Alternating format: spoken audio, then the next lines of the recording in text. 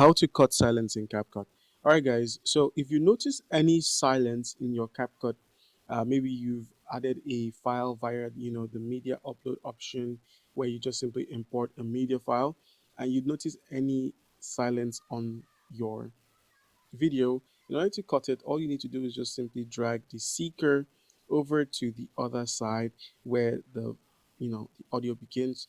You can see the little tracks of audio here at the bottom. You can raise it, you can lower it.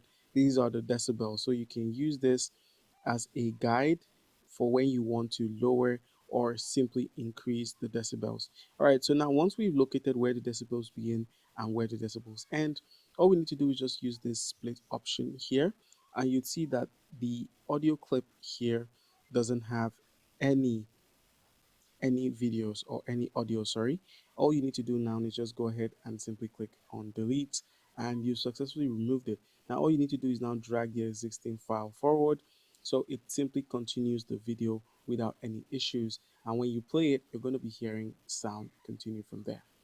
All right, guys, and once you're done, just export and it's completed.